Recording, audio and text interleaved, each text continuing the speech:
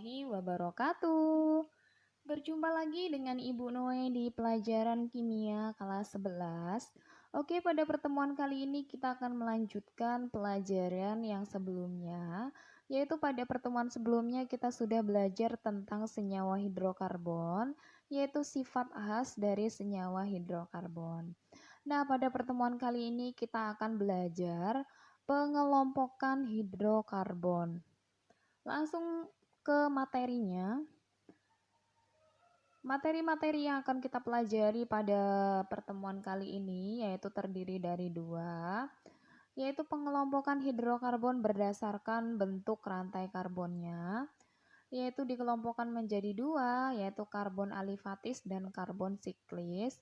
Kemudian berdasarkan jenis ikatannya dibedakan menjadi dua juga, yaitu hidrokarbon jenuh dan hidrokarbon tak jenuh.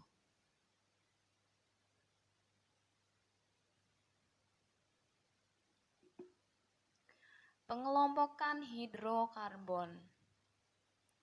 Kalian tentu sering menjumpai senyawa hidrokarbon di lingkungan sekitar. Dikarenakan jumlah senyawa hidrokarbon yang sangat banyak, para ilmuwan melakukan pengelompokan senyawa hidrokarbon berdasarkan bentuk rantai karbon dan jenis ikatannya. Pengelompokan hidrokarbon. Penggolongan hidrokarbon dibedakan menjadi dua, yang pertama berdasarkan rantai karbon dan yang kedua berdasarkan jenis ikatannya. Berdasarkan rantai karbon dibedakan menjadi dua, yaitu rantai karbon alifatis merupakan rantai karbon terbuka dan dapat putus dan bercabang. Contohnya yaitu pentana. Kemudian rantai karbon siklis yaitu rantai karbon tertutup, contohnya karbosiklik dan heterosiklik. Sedangkan berdasarkan jenis ikatannya yaitu dibedakan menjadi hidrokarbon jenuh, yaitu semua ikatan karbonnya tunggal, contohnya alkana. Dan hidrokarbon tak jenuh, yaitu jika mengandung ikatan rangkap 2 maupun rangkap 3, contohnya yaitu alkena dan alkuna. Berdasarkan rantai karbon, yaitu rantai karbon alifatis dan rantai karbon siklis. Rantai karbon alifatis yaitu contohnya ini. Rantai karbon alifatis tadi sudah dijelaskan, yaitu rantai karbon yang dia terbuka. Terbuka maksudnya di sini dia dapat putus, kemudian dapat berikatan dengan atom lain sebagai pengganti hanya di sini nih. Nah, di sini terdiri dari ikatan tunggal semua ya. Ini adalah contoh yang yang rantainya lurus. Kemudian yang ini adalah rantai yang bercabang, yaitu ini cabang-cabangnya. Oke. Kemudian rantai karbon siklis yaitu contohnya karbosiklik dan heterosiklik. Karbosiklik yaitu senyawa karbon yang rantai lingkarnya hanya terdiri atas atom C saja. Nah, kemudian untuk heterosiklik yaitu senyawa karbosiklik yang di dalam rantai lingkarnya terdapat atom lain selain atom C. Jadi karbosiklik dan heterosiklik ini sama-sama rantainya itu tertutup atau melingkar atau tidak tertutup. Senyawa karbosiklik dibedakan menjadi dua, yaitu senyawa aromatis adalah senyawa karbosiklik yang terdiri atas 6 atom karbon atau lebih yang memiliki ikatan rangkap 2 terkonjugasi. Dan senyawa alisiklik yaitu senyawa karbosiklik yang hanya mempunyai ikatan tunggal. Contoh dari senyawa aromatis yaitu ini adalah senyawa benzena. Ini adalah senyawa benzena. Maksud dari ikatan rangkapnya, ikatan rangkap 2-nya terkonjugasi yaitu di sini. Bisa kalian perhatikan pada contoh. Ini ada ikatan 2 yang berselang-seling, yaitu di sini ikatan rangkap 2, kemudian diselingin dengan ikatan tunggal, kemudian rangkap 2, tunggal rangkap 2. Jadi yang dimaksud dengan terkonjugasi ikatannya seperti ini ya, berselang-seling. Nah, ini adalah contoh dari senyawa aromatis, yaitu senyawa benzena. Selanjutnya ini adalah contoh dari senyawa alisiklik, yaitu di sini dijelaskan bahwa jika dia alisiklik yaitu senyawa siklik yang dia itu ikatannya adalah ikatan tunggal, jadi tidak terdapat ikatan rangkap. Di sini contohnya adalah senyawa siklopropana. Selanjutnya senyawa heterosiklik, yaitu dijelaskan bahwa senyawa heterosiklik itu adalah senyawa yang di dalamnya terdapat atom lain. Nah, di sini ada atom C, atom N, di sini ada atom N, yaitu jadi di sini tidak hanya terdiri dari atom C, tetapi ada atom lain. Ini adalah contoh senyawa piridina. Selanjutnya berdasarkan jenis ikatan, yaitu dibedakan menjadi hidrokarbon jenuh. Contohnya adalah alkana. Alkana yaitu jika senyawa hidrokarbon jenuh yang hanya memiliki ikatan tunggal, yaitu C berikatan dengan C, dan mempunyai rumus molekul CnH2n plus 2. Nah, di sini bisa kalian perhatikan ini adalah tabel homolog dari alkana. Di sini adalah jumlah atom karbonnya, kemudian di sini adalah strukturnya, dan di sini adalah namanya berdasarkan jumlah atom karbonnya. Contoh di sini, atom karbon 1 yaitu strukturnya CH4, namanya adalah metana. Nah, ini adalah contoh dari alkana. Alkana itu rangkap satu ya. Jadi di sini ini adalah contohnya. Ini adalah alkana yang dia itu bercabang atau memiliki cabang. Ini namanya adalah 2-metilbutana. Kemudian yang di sini ini namanya 2,3 dimetilbutana. Yang ini namanya 3-etil 2-metilpentana. Jadi ini adalah contoh-contoh dari senyawa alkana. Untuk penamaan seperti ini nanti akan Ibu jelaskan pada pertemuan selanjutnya. Selanjutnya yaitu senyawa hidrokarbon tak jenuh, yaitu ada alkena. Alkena merupakan senyawa hidrokarbon tak jenuh yang memiliki ikatan rangkap 2 dan mempunyai rumus molekul CnH2n. Sedangkan alkuna adalah senyawa hidrokarbon tak jenuh yang memiliki ikatan rangkap 3 dan mempunyai rumus molekul CnH2n-2. Oke, di sini adalah deret homolog dari alkena. Bisa kalian perhatikan, ini adalah jumlah atom C, kemudian ini rumus struktur, ini adalah rumus molekulnya, dan ini adalah nama kimianya berdasarkan jumlah atom karbon. Contohnya di sini 2 atom karbon. Nah, di sini bisa kalian perhatikan, di sini terdapat ikatan rangkap 2.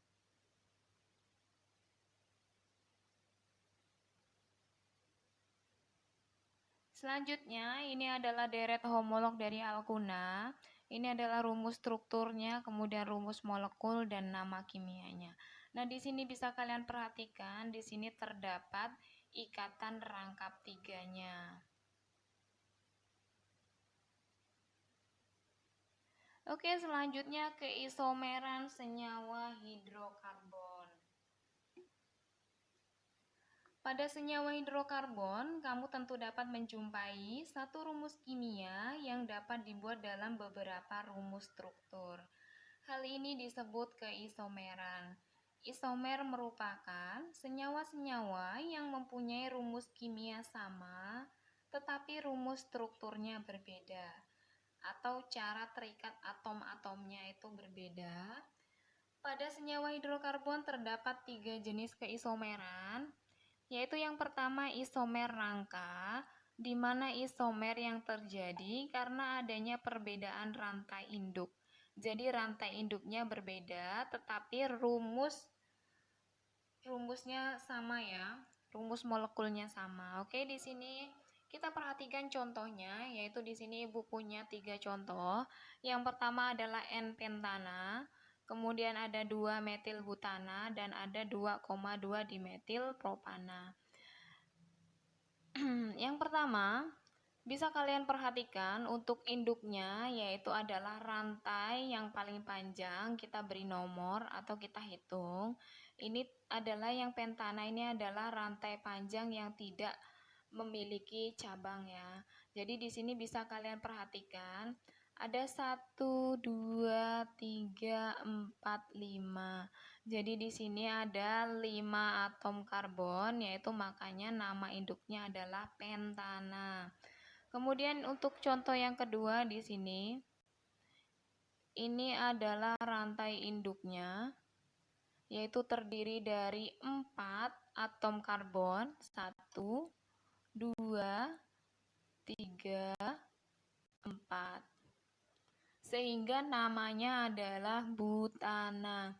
C yang di bawah ini merupakan rantainya ya. Kemudian untuk contoh yang ketiga, ini dimetil propana, berarti dia terdiri dari 3 atom karbon untuk induknya, itu 1, 2, dan 3. Kemudian yang di atas ini dan ini adalah cabangnya. Kemudian dari semua ini jika kita jumlahkan masing-masing, itu jumlah C, jumlah atom C dan jumlah atom H dari ketiga senyawa ini adalah sama. Jadi C-nya di sini kita hitung 1, 2,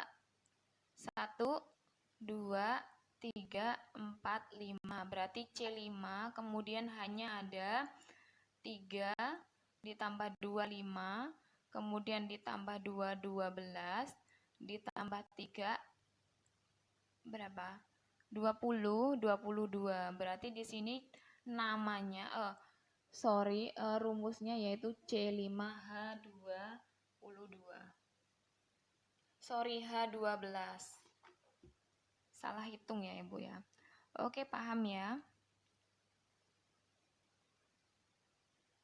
Selanjutnya yaitu isomer posisi, di mana perbedaan posisi atau letak cabang-cabang pada rantai induk yang sama ataupun perbedaan letak ikatan rangkap yaitu alkena dan alkunanya. Jadi di sini yaitu perbedaan posisi cabangnya atau perbedaan posisi ikatan rangkapnya. Bisa kalian perhatikan contoh di bawah ini. Untuk contoh yang pertama yaitu di sini perbedaan letak ikatan rangkapnya. Untuk contoh yang ini ikatan rangkapnya yaitu pada C nomor 1, maka namanya 1 butena. Sedangkan yang ini yaitu letak ikatan rangkapnya pada C nomor 2 yaitu namanya 2 butena. Nah, perhitungan itu biasanya kita hitung dimulai dari yang paling dekat dengan ikatan rangkapnya.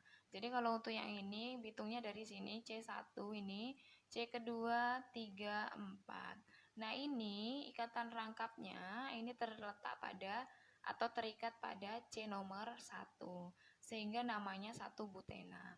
Sedangkan pada contoh yang ini kita hitung bisa dari sini atau dari sini karena letak bisa dari sini atau bisa dari sini mulai perhitungannya. Kenapa? Karena letak ikatannya ini sama ya. Di tengah-tengah dia ya. Jadi misalkan kita hitung dari sini 1, 2. Nah, ikatan rangkapnya ini terikat pada C nomor 2, kemudian 3 dan 4. Sehingga namanya adalah 2 butena. Kemudian contoh yang di bawah ini adalah perbedaan letak cabangnya, yaitu letak dari OH. OH adalah alkohol ya.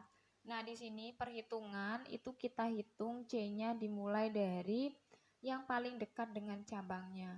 Jadi kalau untuk contoh yang ini kita mulai hitung dari belakang sini ya.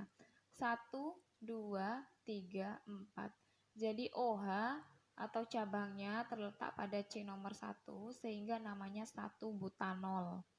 Untuk contoh yang ini terletak di nomor 2 yaitu kita hitung dari sini 1, 2 nih cabangnya terikat pada C nomor 2, kemudian 3 dan 4. Sehingga namanya adalah 2 butanol. Mengerti ya?